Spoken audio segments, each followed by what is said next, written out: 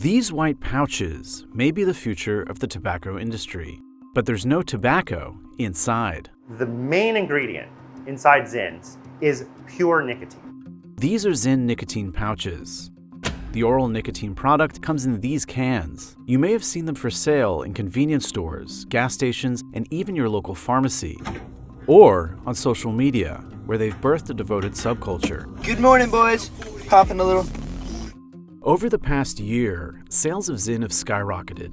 In the fourth quarter of 2023, 116 million cans were sold in the US, a 78% increase over the same period a year earlier. Zyn is definitely having a moment. Pouch packed with problems. But Zyn's remarkable success has provoked a backlash and thrust it into the culture war. Many people see it as a threat. So, what can we learn about Zyn when we test it in a lab? And how transformative a product could Zyn be for the tobacco industry? Today we're going to be finding out what's in Zyns. Ben Katz is an analytical chemist at UC Irvine, specializing in mass spectrometry. Outside of his university work, Katz has been testing nicotine pouch products. What's in the pouch? Spearmint edition. And sharing the findings on his TikTok channel, Mass Spec Everything. Now we're going to test a chill, the wintergreen. Today, Katz is testing 6 different Zyn flavors.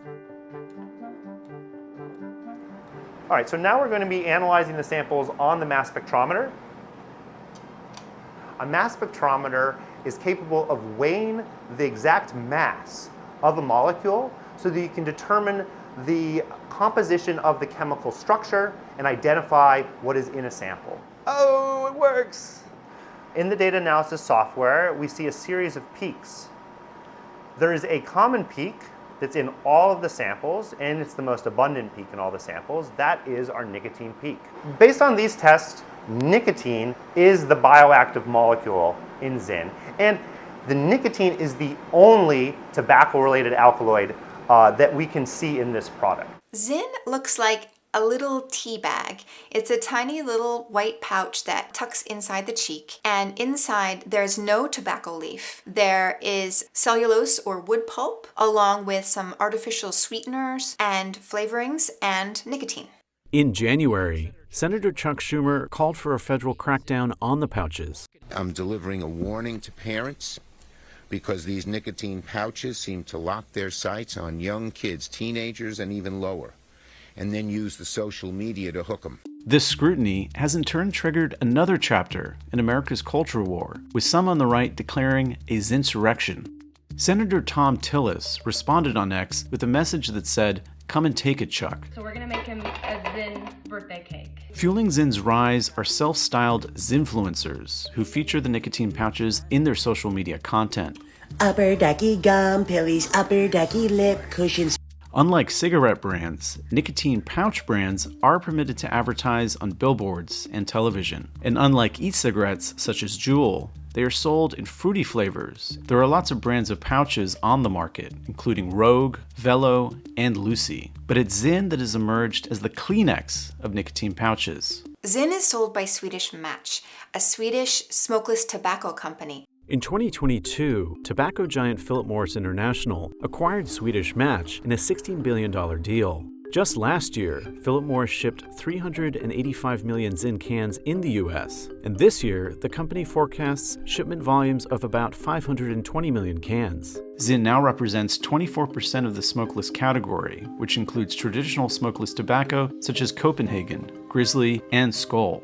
Nicotine pouches are still in their early days in terms of their share of the overall tobacco market. They still would have a long way to go to really take a bite out of cigarettes. Despite the brand's success, Zyn's unofficial brand ambassadors have created a headache for Zyn's owner, Philip Morris. The most famous Zynfluencer is Tucker Carlson, the former Fox News host. Zyn is not a sin. He is sort of a self-appointed and unofficial Zyn brand spokesman. In October, Tucker Carlson made unfounded claims that Zyn helps with focus and erectile dysfunction. Zyn is a powerful work enhancer and also a male enhancer, if you know what I mean. Philip Morris has pushed back very hard on these claims and has actually sort of asked his team to cease and desist on that.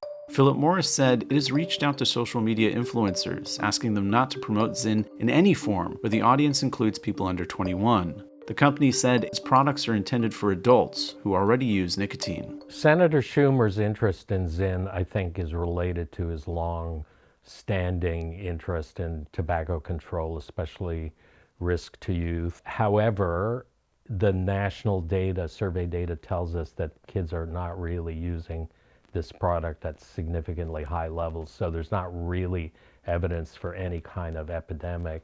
A 2023 study from the Centers for Disease Control and Prevention found that around 1.5% of middle school and high school students reported using nicotine pouches in the last 30 days. Some public health experts say nicotine pouches like Zyn could save lives by helping adult cigarette smokers switch to a much safer alternative. Would I consider, recommending Zyn to friends or family that smoked cigarettes? Yes, I would. We know that smoking is bad for you.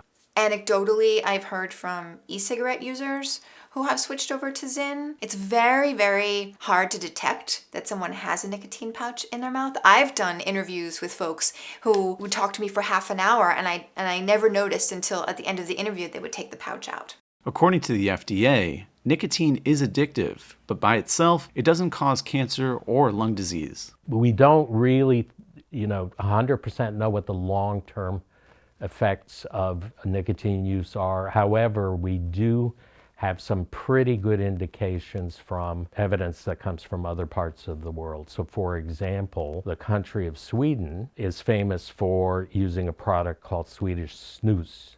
Snus is a moist, pasteurized, smokeless oral tobacco product, which is placed under the lip to deliver nicotine through the gums. It has been used by consumers in Sweden since the 1970s. And this is a product that's in some ways similar to Zyn. It's actually the precursor to Zyn, and it's known to be much less toxic compared to other oral tobacco products.